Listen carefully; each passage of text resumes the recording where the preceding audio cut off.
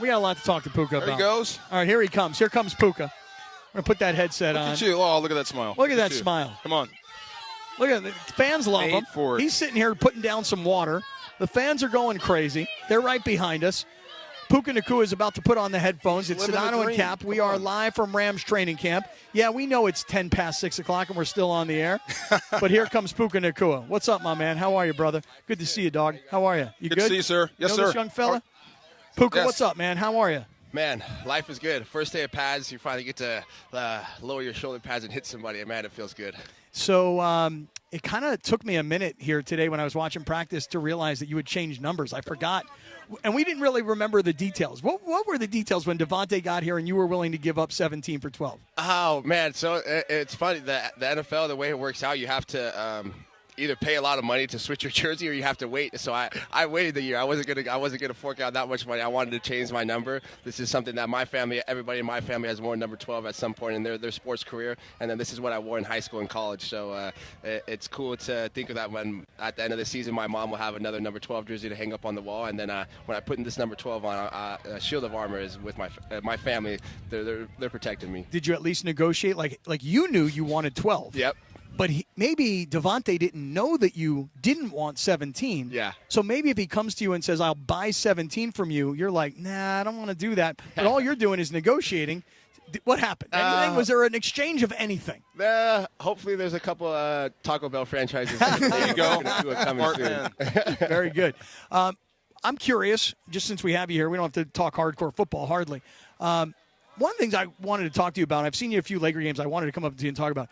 Would you explain to us, like growing up as a kid in Vegas, I've heard Dana White from UFC say that you practically grew up in his house. I don't know if it's an exaggeration or if it's true, but what's that relationship going back? Yeah, so, growing up in Vegas, he was kind of the coach GM of our little league football team, and I grew up playing with his younger son, Dana White III, and then his other son, Aiden. So we played up. He was our quarterback, and it's funny, he actually wore number 12. So I didn't have number 12 early on, but I pretty much did grow up at their house. All through football season, we were hanging out, and then going to UFC fights and just spending a lot of time over the house. Uncle Dan has always been really good to me, and it's been fun to have his support as I continue. When you were Uncle Dan. Uncle Dan. I heard that. That means you can ask him for tickets. Right, exactly. That means we can ask you to ask him for tickets. Right. Were you guys, though, were you guys knowledgeable at the time as young kids? Like, oh, my God, he's like a rock star.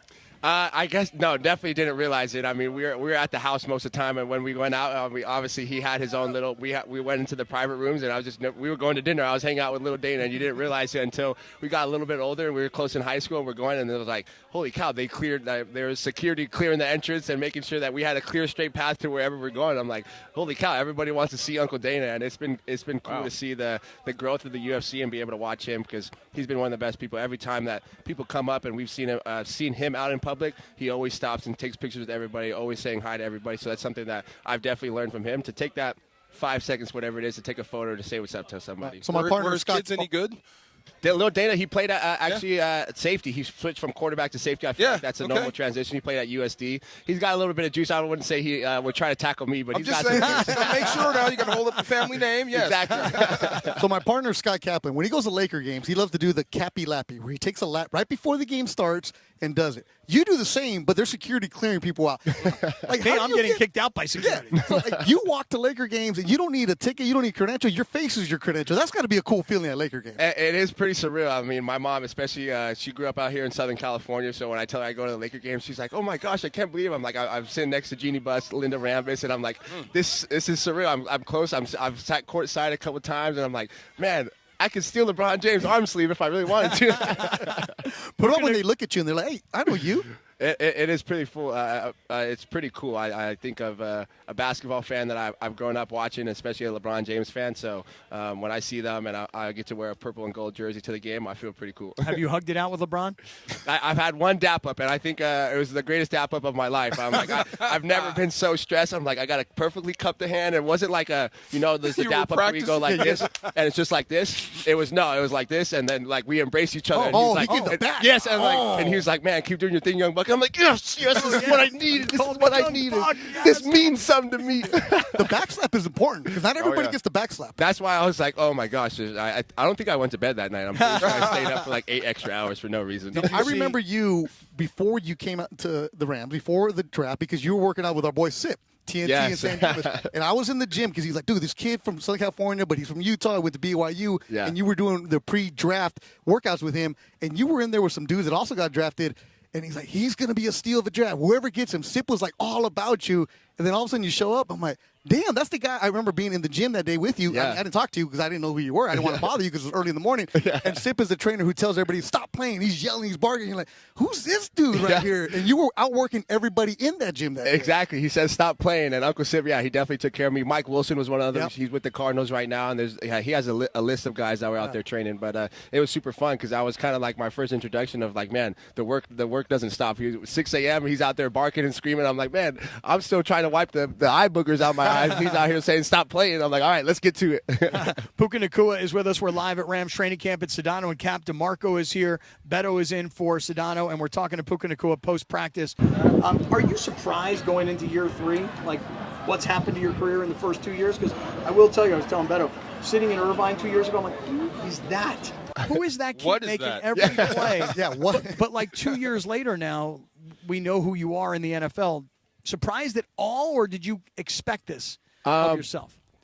I definitely would say surprised. You envision yourself having success, and I owe it to the people who've been around me. My family members have been my big supporters. My brothers have definitely shaped my football career, but then being able to walk into a wide receiver room, I think of Cooper Kupp and obviously having a Hall of Famer in Matthew Stafford. And I'd say one of the first connections, obviously being out there and playing the same position as Cooper, but Tyler Higbee was one of the first people. I mean, we're out there. I play Z receiver, so me and the tight end, we normally move together, and Higgs was out there communicating to me, help installing confidence. And one of our other receivers who's no longer with us, Benny Sco, he's with the Steelers right now, kind of took me under his wing. It was like, hey, they're kind of walking in and stealing some of his reps, but somebody who was right there teaching me and giving me all the cues to have success. I grew up in Carson with all the Samoans, all the Polynesians. Yes, right? sir. It used to be if you're Samoan, you're an offensive lineman, and that's it. You're changing the roles now for the receivers. Two of the quarterbacks. The rise of the Polynesian football player that's not a lineman, you're one of the guys doing it. How does that make you feel? It's surreal. I look up to, the physicality. I think you guys think of people like Troy Polamalu. There's a list. Juju Smith-Schuster was obviously one of the Polynesian wide receivers that I look up to. Marcus Mariota, and there are guys playing all these different positions. That it was just the start. So for kids to say that, man, we're playing wide receiver because we watch you, Puka, it makes me feel a little old, but it also is exciting because I know the toughness that this position requires, and I know the Polynesian kids have that in them. That's dope. Do you guys have a running back? You got a receiver. I know you got defense. Yep, we got Jalen Warren. He's actually a Utah kid. We played against each other in high school. He's played for the Steelers right now. He's Tongan, but he's on our team too. Well, that's what Kevin Demoff said to us last week, is that part of going to Hawaii was, reaching out to a community that needed it, also trying to become the team of the a place that's very close by. Mm-hmm. But he also said when you have a Polynesian star, you might as well go down there and show them off. I mean, did you feel that when you were down there? Oh, it was such a blessing. I mean, our nutritionist hopefully is gone. But, I think every auntie over there was trying to hand me 7 spam musubis, and I was like, man, luckily we didn't have too much football going on, so I did down a couple of them. But it was surreal. And for everybody to go out there and enjoy the culture, to have the luau, and to feel the aloha and the love that the Polynesian culture creates. I know everybody enjoyed it. We had a great time, and it was team bonding at its finest. But then to go out there and have all these kids be able to see a professional football team, to go out there in the camp that we did. We did a girls camp out there, and all of the athletes that were out there, I was like, man, I might have to come back and do my own camp over there on my own. You have to. Seriously, it'd be a great idea. Puka, great to talk to you, man. Thanks for stopping by. I got one question before you head out. He's You're from Cleveland. Since you're such a big LeBron fan, where do you think he's playing next year? Not this season, but next year. I think after him and Remember Luka, the bro hug now. No, after him and Luka get it done, I can see him riding off in the sunset. We'll do it together in L.A. We'll all have a parade. The Rams and then the Lakers will do it, and then hopefully they let me on the bus with them. There you go. Hey, wait, listen, before you go, since you brought that up, did you see the picture today of Luka? No, JB was just telling me about it. I got to see. I don't know what's going on. I got to see if Who's got the picture? Somebody's got it right here. Men's health That's good. Luka's slimmed down. Skinny Luka. No more picture of your That coach. means he's been spending time with LeBron, so that's a good thing. So. Good You got a stuff. picture of McVay on the boat? Yeah, Yeah, coach is always looking jacked. He's at him and he works out at the same place me and Coop do in the off season, and I know he's moving weight in there. He said he could do 3 plates. Oh, easy. You think so? Okay, easy. We were both like, we you. want to see that. I believe you. No, I don't need to. I believe you. All right, wait, hold on. Here's a picture easy. of skinny Luka. That's Luka Doncic? Yeah. No way. That's skinny Luka. That's what they're calling him. He's going off for MVP season this year. There you go. I called it. Right on. Puka, great to be with you, man. Of course. Thank Appreciate you guys. Thanks, man. No, you got Scott. You got to be on the back. Yes. Back tap is important.